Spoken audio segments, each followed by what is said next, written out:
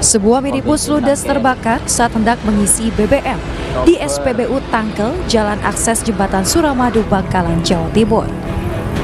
Kebakaran bermula ketika minibus mengeluarkan asap saat mengantri untuk mengisi bahan bakar. Beruntung, minibus berhasil dijauhkan dari terminal pengisian BBM sebelum api membesar.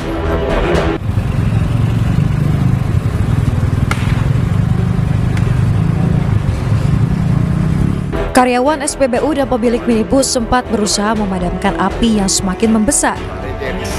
Api padam setelah petugas damkar tiba di lokasi. Diduga kebakaran terjadi akibat korsleting listrik di bagian mesin minibus. Jadi pas ke sini sudah terbakar semua, Mas ya? Sudah terbakar semua, Pak. Tapi pemilik mobil, pengendara selamat semua, tidak ada masalah, Mas? Alhamdulillah selamat, Pak.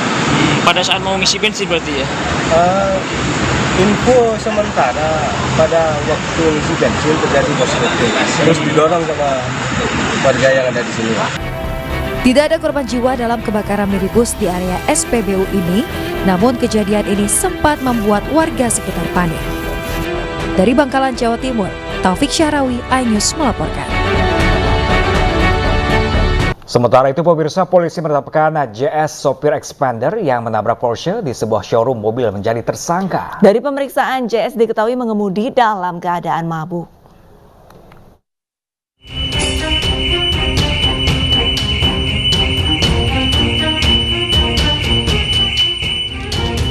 Viral di media sosial video sebuah minibus menabrak gedung bangunan showroom Evans di Pantai Indah Kapuk 2, tepatnya di Jalan Kafling Boulevard, Kosambi, Kabupaten Tangerang, Banten.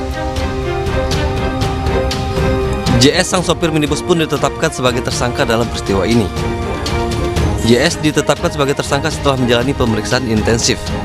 Polisi menjelaskan saat peristiwa JS mengemudi dalam keadaan mabuk. Polisi pun menjerat JS dengan pasal 300 KUHP dengan pasal 406 KUHP terkait penyalahgunaan minuman keras dan pengerusakan barang milik orang lain. Akibat peristiwa ini, selain merusak showroom, sebuah mobil sport mewah asal Jerman yang bernilai hampir 9 miliar rupiah juga ringsek tertabrak. Dari Tangerang, Banten, Hasnogara, iNews melaporkan. Dan pemirsa, siang kali ini kami awali dari Jakarta, di mana ada sebuah rumah 2 lantai di Jalan Ayub, Pejaten Barat, Pasar Minggu ini ambruk pada Sabtu dini hari tadi. Satu keluarga 4 orang yang tengah tertidur mengalami luka-luka akibat tertimpa reruntuhan.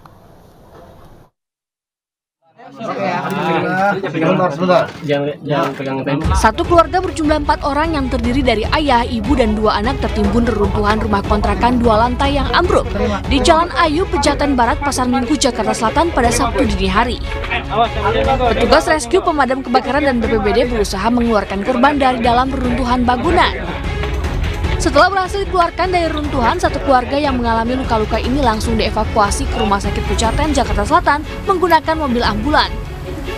Menurut Ketua RT setempat, sebelumnya terdengar suara retakan. Lantai 2 rumah langsung ambruk menimpa penghuni yang sedang tertidur pulas. Kejadiannya langsung saya keluar, langsung lihat ke TKP yang rumah rubuh. Setelah itu saya ngecek rumah yang kena runtuhan. Alhamdulillah tidak ada korban, cuma hanya sekedar lecet-lecet aja. Itu sempat ketimpa ke kolong apa gimana? Ketimpa runtuhan dari tembok. Dan anaknya yang kecil, paling kecil itu sedang tidur.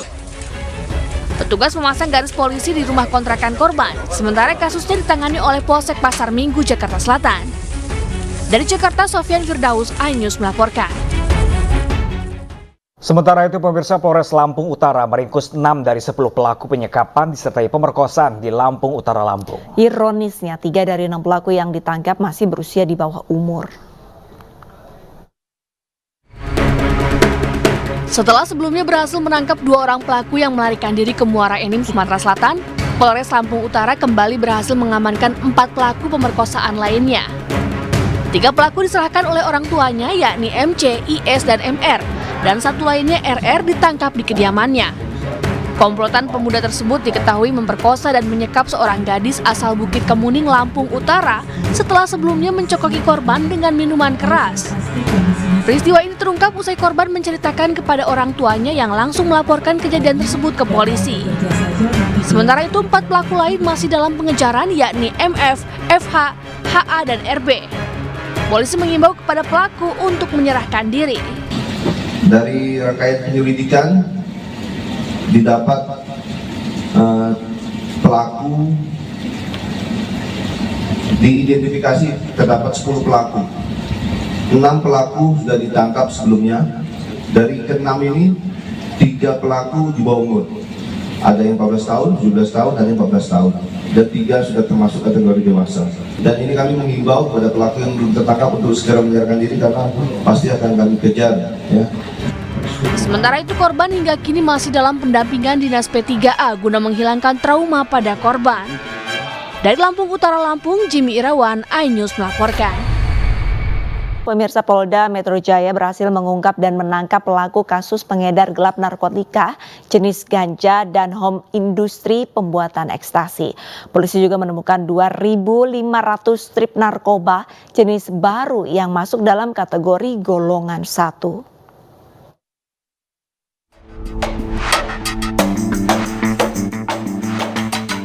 Direktorat Reserse Narkoba Polda Metro Jaya mengungkap peredaran narkotika jenis ganja, LSD, dan home industri pembuatan ekstasi. Dari pengungkapan ini, polisi berhasil mengamankan 5 orang pelaku yang berperan sebagai pengedar, kurir, hingga produsen ekstasi. Selain itu, sebanyak 66 kg narkotika jenis ganja dan beberapa bahan serta alat cetak pembuat ekstasi turut diamankan polisi. Dalam mengedarkan narkoba, pelaku diketahui menyamarkan narkoba dengan paket makanan dan minuman. Pelaku menyamarkan narkotika seolah-olah pengiriman paket makanan dan minuman. Selain itu, polisi juga mengungkap peredaran narkoba jenis baru LSD dan mengamankan 2.500 lembar narkoba CC4 atau LSD yang masuk dalam narkoba golongan 1. Pengiriman dari Jerman melalui JNE ini jenis CC4 atau CC4 atau LSD ini narkotik golongan 1. Jadi pengemasannya lebih, modusnya lebih, kita seperti kalau orang bawa mungkin kita tidak percaya rekan-rekan. Tapi ini narkotik golongan 1, dia sejenis ekstasi. Untuk mempertanggungjawabkan perbuatannya, para pelaku pun terancam hukuman maksimal 20 tahun penjara atau hukuman mati. Dari Jakarta, Faisal Rinaldi, Damar Wicaksono, iNews melaporkan. Pemirsa, LSD atau lysergic acid diethylamide atau dikenal dengan kertas dewa ini merupakan barang terlarang narkotika golongan 1 diatur dalam Undang-Undang Narkotika nomor 35 tahun 2009. Kemudian LSD ini digunakan oleh psikiater untuk mengobati orang-orang dengan gangguan kejiwaan. LSD disalahgunakan untuk berhalusinasi.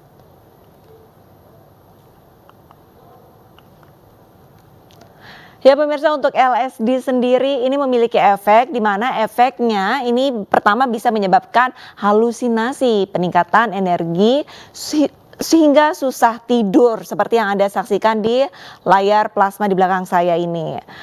Selanjutnya kita lihat pemirsa bagaimana ciri-ciri orang yang menyalahgunakan LSD. Yang pertama, ada perubahan signifikan pada hubungan pola makan, pola tidur dan juga penampilan, kemudian menunjukkan perilaku yang acuh. Selanjutnya ini ada perilaku yang mengucilkan diri dari keluarga dan lingkungan. Dan juga perilakunya ada yang menyimpan wadah obat-obatan di saat tidak sakit. Nah, jika misalkan keluarga Anda terdapat perilaku ataupun ciri-ciri yang seperti ini, boleh dipastikan untuk dites terlebih dahulu anggota keluarga Anda apakah pengguna LSD atau tidak pemirsa. Pemirsa, banjir yang merendam pemukiman Kebonpala, Jakarta Timur berangsur surut. Ya, banjir akibat hujan lebat yang melanda Jakarta beberapa hari terakhir ini. Banjir merendam ratusan rumah di Kebonpala, Jakarta Timur kini sudah surut. Petugas PPSU dikerahkan untuk membantu warga membersihkan sampah dan lumpur yang muncul pasca banjir. Banjir setinggi 1,5 meter kemarin menggenangi kawasan ini pasca hujan lebat.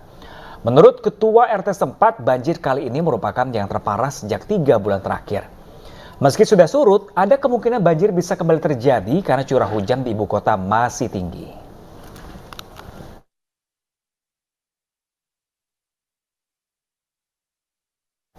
Dan pemirsa, untuk mengetahui informasi terkini kami sudah terhubung dengan rekan Ayu Pratiwi di Kebonpala, Jakarta Timur. Selamat siang Ayu, untuk kondisi banjir pada siang hari ini apakah makin tinggi atau sudah mulai surut? Ya, selamat siang Pram, Asra juga pemirsa. Saat ini untuk debit air sendiri sudah kembali mulai meningkat. Tadi memang terlapor dari jam 8 pagi hingga jam kurang lebih setengah 11. Debit air ataupun ketinggian air ada di angka 10 hingga 15 cm. Namun saat ini bisa disaksikan di belakang saya, ketinggian air sudah meningkat dan mencapai di angka 25 cm. Karena memang kebetulan di sini warga memasang salah satu tiang yang ada bertuliskan angka-angka untuk mengukur ketinggian air.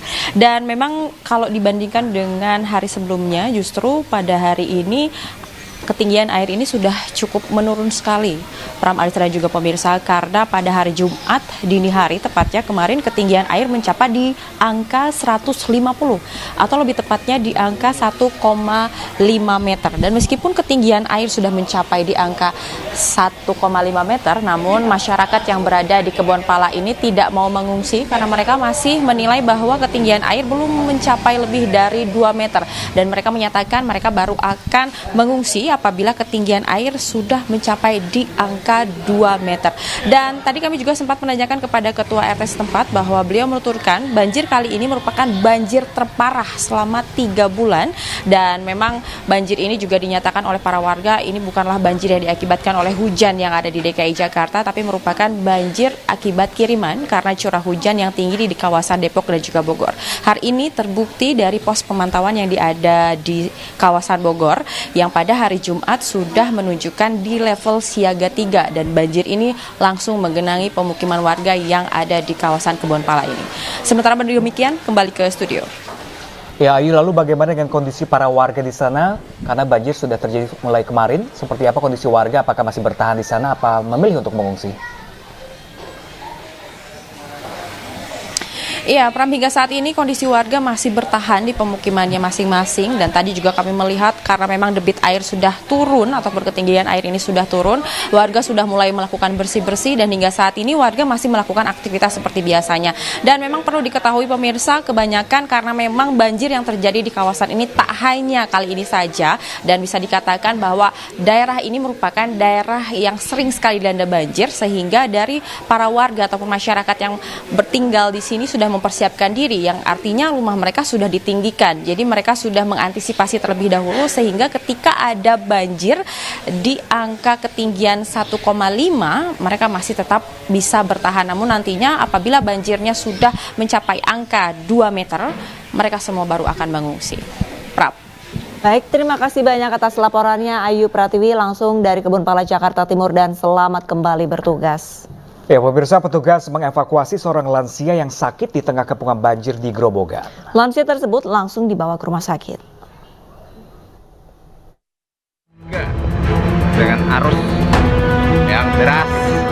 Petugas BPBD Grobogan mengevakuasi seorang nenek yang sedang sakit di dalam rumah yang tergenang banjir. Petugas langsung membawa sang nenek menggunakan perahu karet untuk segera dibawa ke rumah sakit. BPBD juga telah mempersiapkan transportasi untuk mengevakuasi warga yang terjebak di tengah banjir, serta 3 unit perahu ke lokasi banjir terparah. Hingga kini banjir telah melumpuhkan aktivitas warga.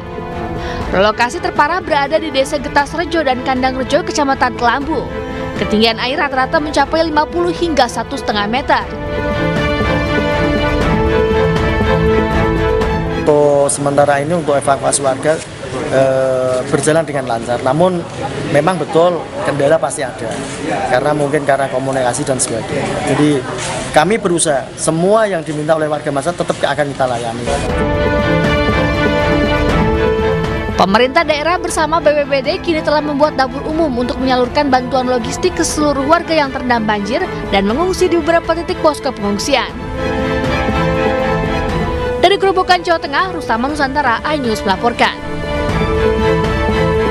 Banjir yang merendam seluruh akses jalan menuju kota Purwodadi Grobogan membawa berkah bagi puluhan tukang ojek becak. Ya, bahkan keuntungan yang diperoleh mencapai 2 kali lipat dibanding hasil narik becak di hari biasa.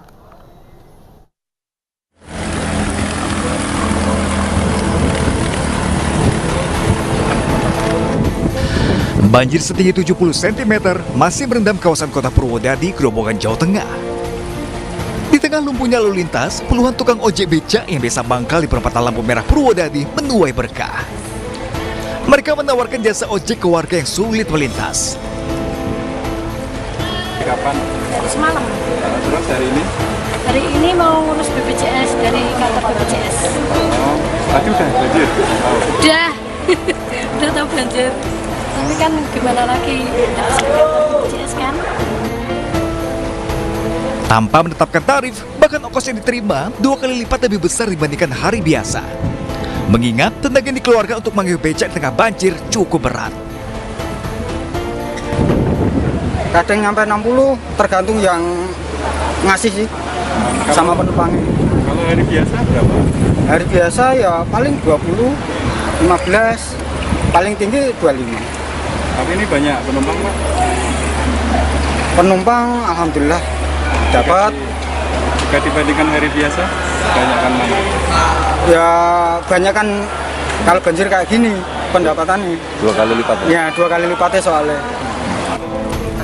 Hingga saat ini, ribuan rumah di 55 desa Kabupaten Grobogan terendam banjir. Banjir akibat cuaca ekstrim dengan ketinggian air mencapai hampir 1 meter.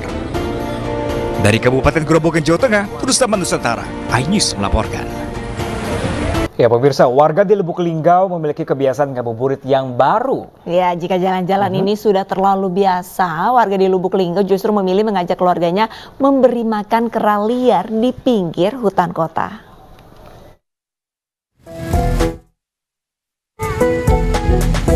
Pisang untuk bikin kolak? Tentu bukan. Pisang ini dibawa warga untuk ngabuburit di hutan Bukit Sulap, Lubuk Linggau, Sumatera Selatan. Ya, berbeda dengan ngabuburit pada umumnya. Warga sekitar memanfaatkan waktu jelang sore dengan memberikan makan sejumlah monyet yang ada di kawasan hutan ini. Diduga kawanan monyet liar ini turun ke tepi jalan karena terdesak tidak ada makanan di dalam hutan. Namun, kemunculan hewan primata ini menjadi wisata baru bagi warga yang melintas. Tak sedikit warga yang menepi mengajak anak-anaknya untuk memberikan makan monyet. Kalau sering lewat sih ada, memang ada sore, pagi biasanya ada. Terus kegiatan kita ngapain Pak sini ya? Di sini biasalah, kita sehari-hari. Oh, memang nemenin monyet di sini lah ya. Kegiatan menonton dan memberi makan ini membuat warga menjadi terhibur. Terlebih kegiatan ini juga dapat melatih anak-anak berinteraksi dengan hewan. Namun perlu dicermati agar para orang tua tetap mengawasi anak-anaknya agar tidak terlalu dekat dengan monyet demi menghindari penyerangan hewan liar kepada manusia. Dari Lubuk Linggau, Sumatera Selatan, Sudirman, iNews melaporkan. Sementara itu pemirsa, banjir merendam sejumlah desa di Kecamatan Karanganyar, Demak, Jawa Tengah. Banjir akibat jebolnya tanggul irigasi Jeratun Selona pasca hujan lebat yang terjadi beberapa hari terakhir.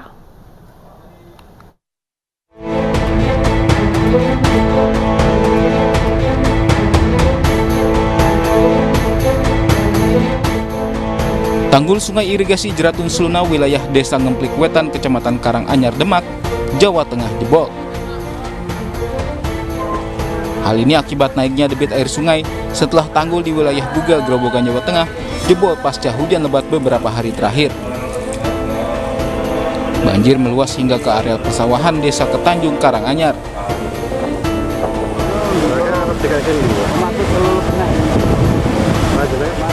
Sejumlah warga berupaya menutup tanggul yang jebol dengan konstruksi bambu dan karung berisi tanah. Penutupan tanggul yang jebol dibantu alat berat. Ini dari Bugel, Godong itu sudah jebol, akhirnya satu-satunya arah dibuang ke Jeraton Seluna. Kebetulan di Jeraton Seluna ini sudah banyak yang limpas semuanya, termasuk di wilayah kami, dan kami sudah menangani mulai tadi malam sampai sekarang. Ini untuk akses alat berat juga tidak mampu karena khawatir terinjak-injak, khawatir nanti bobol. Akhirnya kita pakai kren, itu pun tidak bisa maksimal. Namun upaya membendung sungai ini tidak maksimal karena debit air terus bertambah. Warga berharap pemerintah daerah memberikan bantuan terkait masalah ini. Dari Demak, Jawa Tengah, Sukma Wijaya, iNews melaporkan.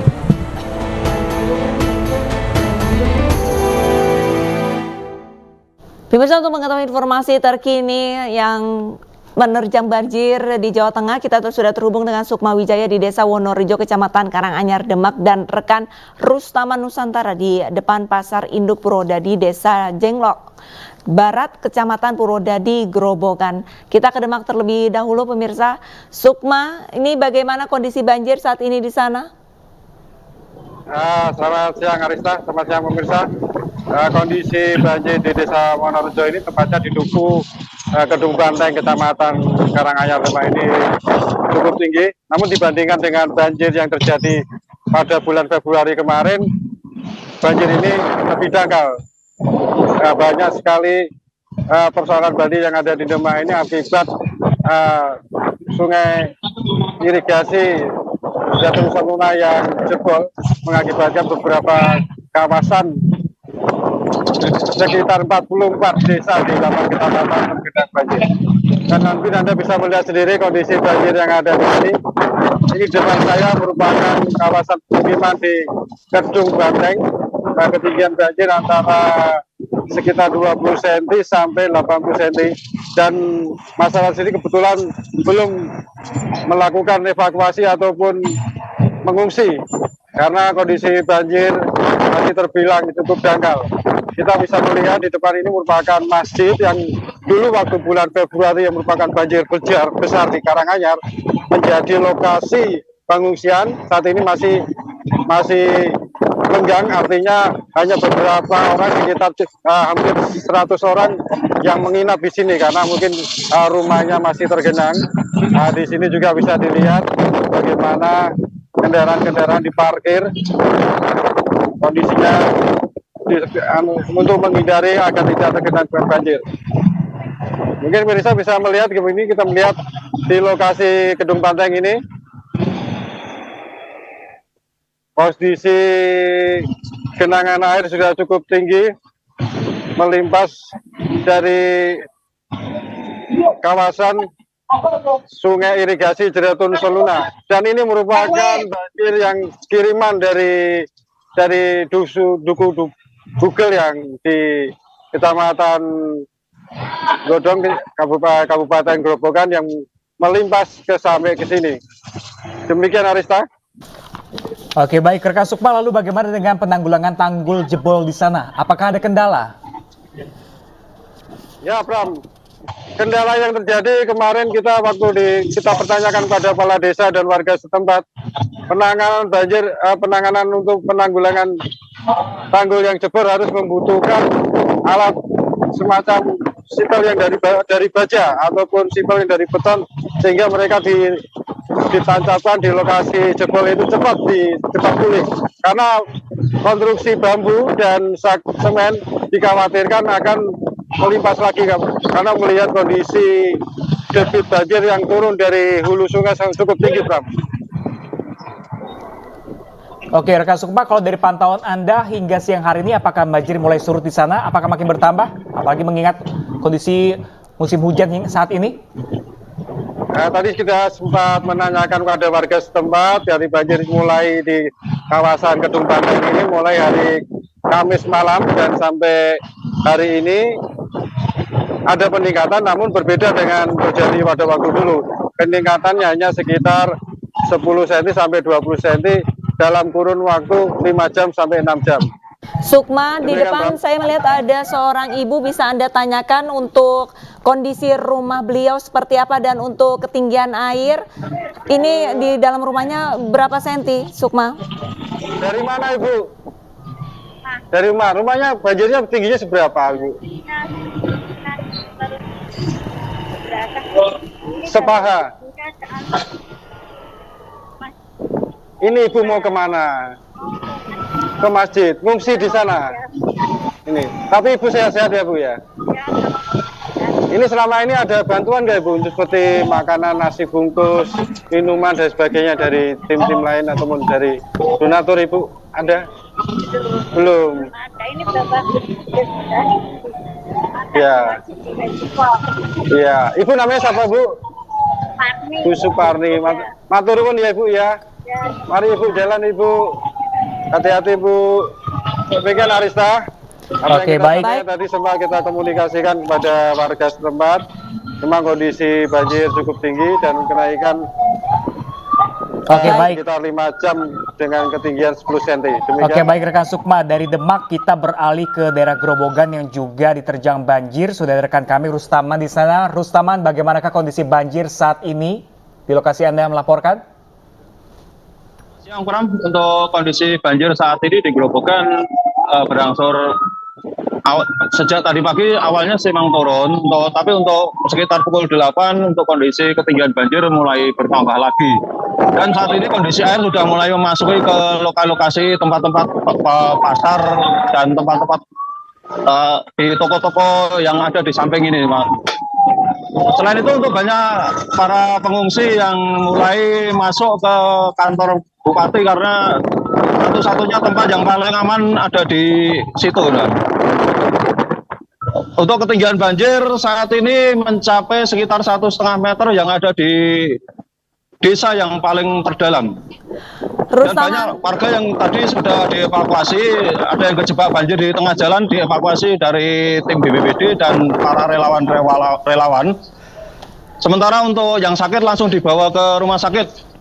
Dan untuk saat ini banyak para pedagang yang mengeluh karena pasarnya ditutup karena masuk air. Seperti ini nanti kita bisa tunjukkan gimana kondisi pasar dan pedagang pasar yang ada di Pasar Induk Purwodadi ini.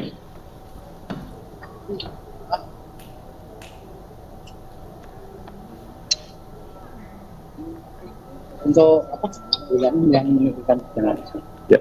Dan ini Pram, untuk sementara ada aktivitas ibu-ibu yang ada di pinggir jalan karena mereka tidak bisa masuk, tidak akses jalan, akses pintu masuk ke pasar ditutup oleh petugas dan saat ini sudah 3 hari mereka bertahan di sini. Untuk berjualan pun mereka sangat kesulitan. Banyak pedagang yang mengeluh ini karena hasil jualannya tidak bisa dijual di sini dan pembeli pun nyaris tidak ada itu. Pram? Rustaman, apakah ada antisipasi dari pemerintah setempat mungkin untuk membuat lokasi para pedagang ini berjualan di yang tempat lebih aman ataupun lebih tinggi? Ya, untuk saat ini belum ada upaya dari pemerintah. Mereka belum terfokus ke pasar. Mereka sedang fokusnya ke evakuasi ke daerah-daerah yang terdalam di sini. Jadi mereka seakan-akan terlantar di lokasi di depan Pasar Induk ini. Oke, baik rekan Rustaman. Terima kasih banyak rekan Rustaman langsung dari Grobogan. Jaga kesehatan selalu, semoga juga di sana cepat surut banjir di sana. Dan terima kasih juga sebelum sudah bersama kami tadi rekan Sukma Wijaya langsung dari Demak. Terima kasih dan selamat bertugas kembali rekan-rekan. Pemirsa, di bulan Ramadan tahun ini, Lido Lake Resort by MNC Hotel kembali menghadirkan berbagai sajian Nusantara untuk menu berbuka puasa. Ya, Resort Bintang 5 ini pemirsa dapat jadi pilihan Anda untuk menggelar berbuka puasa bersama dengan keluarga dan rekan kerja serta para sahabat. Apa saja menu buka puasa yang ditawarkan? Berikut liputannya untuk Anda.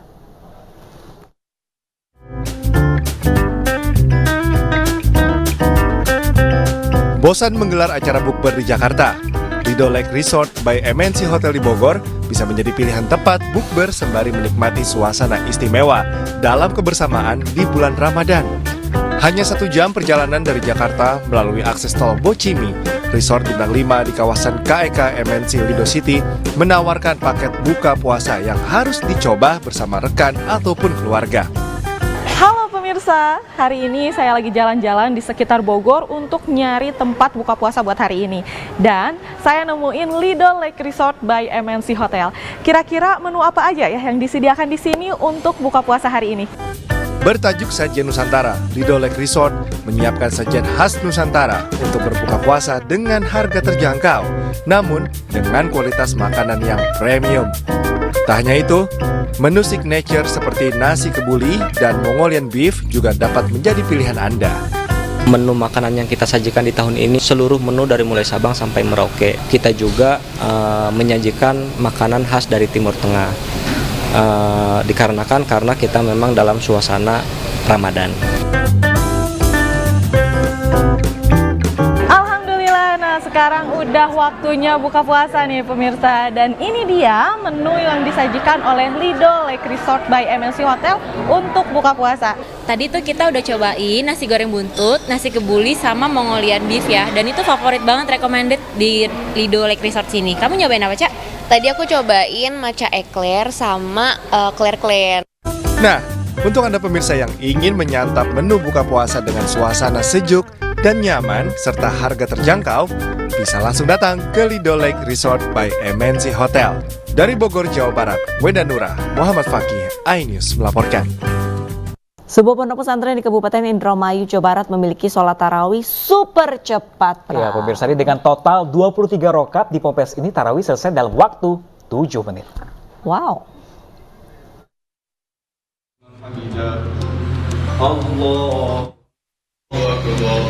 Beginilah jalannya sholat tarawih yang diselenggarakan di Masjid Pondok Pesantren Al-Quraniyah di Desa Dukuh Jati, Kecamatan Kerangkeng, Kabupaten Indramayu.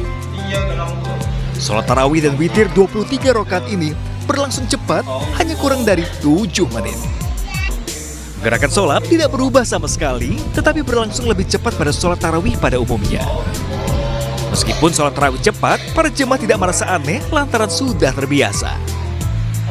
Para jemaah biasanya sudah datang di masjid selepas berbuka puasa dan sholat maghrib di rumah. Mereka khawatir sudah tertinggal jauh sholat tarawih. Kewalahan nggak sholat tarawih kita ini? Awal mula malam pertama di bulan puasa atau bulan Ramadan itu kita masih kewalahan karena kita masih awal untuk melakukan itu. Tapi lama-kelamaan setelah 2 malam, 1 malam kita sudah terbiasa dengan gerakan yang cepat itu. Yang ikut di sini itu masyarakat yang muda, pemuda. Jadi pemuda itu kadang tidak ingin berlama-lama untuk melakukan sholat, apalagi yang bacaannya lama. Jadi yang penting tadi sudah dikatakan oleh Pak Kiai, yang penting rukun dan syaratnya sudah dipenuhi.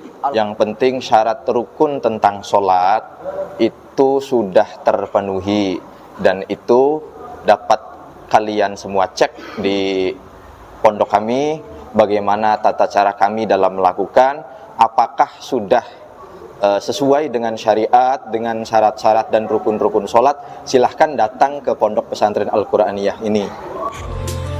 Selain mempercepat sholat tarawih, juga bertujuan untuk mengajak minat anak muda untuk bertarawih di bulan suci Ramadan. Sholat dengan waktu cepat hanya dilakukan untuk sholat tarawih dan witir. Sementara untuk sholat 5 waktu, durasi sholatnya sama seperti sholat pada umumnya. Dari Indramayu, Jawa Barat, Toh Iskandar, iNews melaporkan. Pemirsa, hari keempat Ramadan, sejumlah warga telah melakukan perjalanan mudik ke kampung halamannya. Namun lonjakan penumpang diprediksi akan terjadi H-2 Lebaran. Dan berikut selengkapnya, liputan rekan kami Galuh Pandu dan juru kamera Muhammad Firmansyah dari Stasiun Pasar Senen. Hari keempat bulan Ramadan, sejumlah warga sudah melakukan perjalanan menuju ke kampung halaman atau melakukan mudik.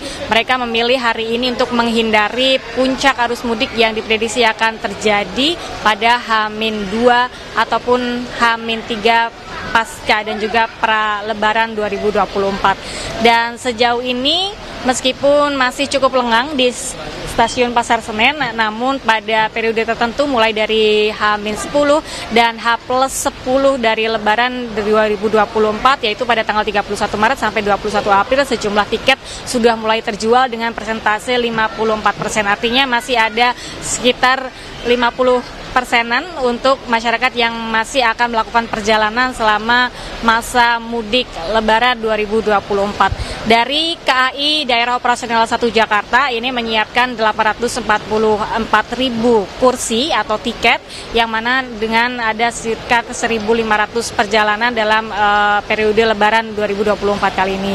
Dan sebagai informasi bahwa secara keseluruhan dari seluruh daerah operasional sudah ludes terjual sekitar 1,42 juta tiket untuk masyarakat yang akan melakukan perjalanan kembali ke kampung halaman atau mudik di momen Lebaran 2024.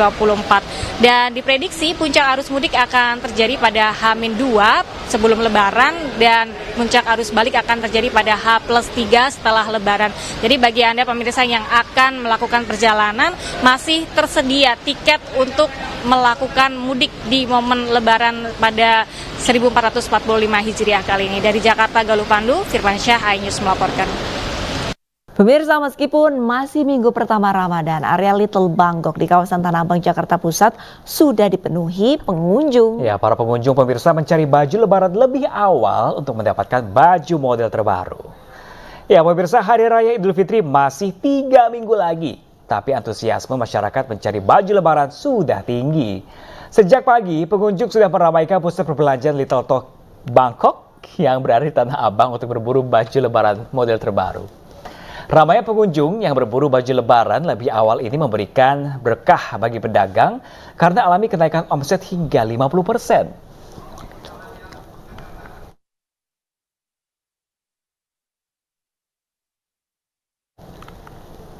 Dan pemirsa, untuk mengetahui informasi terkini di Little Bangkok sudah ada rekan kami Amrina Rida. Selamat siang Amrina Rida, ini kira-kira model baju yang paling favorit dan dicari-cari sama pengunjung nih model apa, Rida?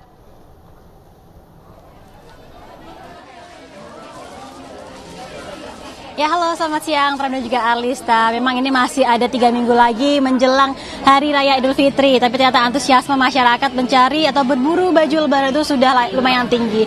Kami sekarang di Little Bangkok yang memang menjadi salah satu area favorit yang ada di Tanah Abang. Kenapa? Karena untuk di sini baju-baju yang memang disediakan oleh pedagang di sini adalah baju-baju dengan model-model kekinian. Nah, memang berbeda ya dari baju-baju yang ada di blok lain, misalnya blok A atau blok B yang biasanya didominasi oleh baju-baju muslim. Kalau di sini memang baju-bajunya itu lebih modern, begitu kekinian juga, walaupun memang ada baju-baju muslim, tapi memang yang mendominasi adalah baju-baju kasual yang memang disukai oleh anak-anak muda. Tadi kami melihat begitu sejumlah orang-orang di sini, mereka hunting baju-baju dengan model dress, dengan ala-ala atau modelnya mesti seperti anak-anak muda di Bangkok, seperti namanya di Little Bangkok begitu. Dan untuk harga baju-baju yang ada di sini pun juga sebenarnya sangat bervariasi. Tadi ada yang berharga dari harga 100.000 hingga 600.000 sendiri pun ada. Jadi memang bisa disesuaikan dengan preferensi atau budget dari masyarakat yang ada di sini. Nah, kalau kita lihat keramaian sekarang memang cukup ramai. Sejak pagi memang sudah sangat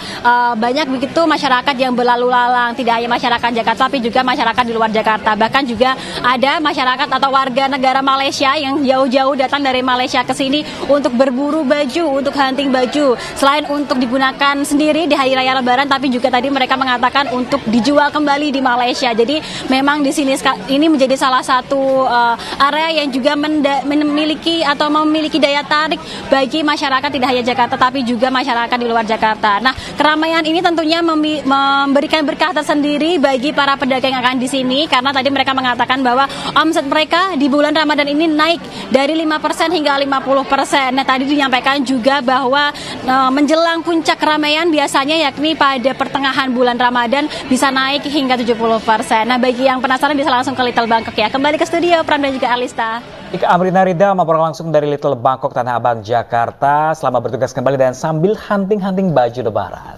Terima kasih.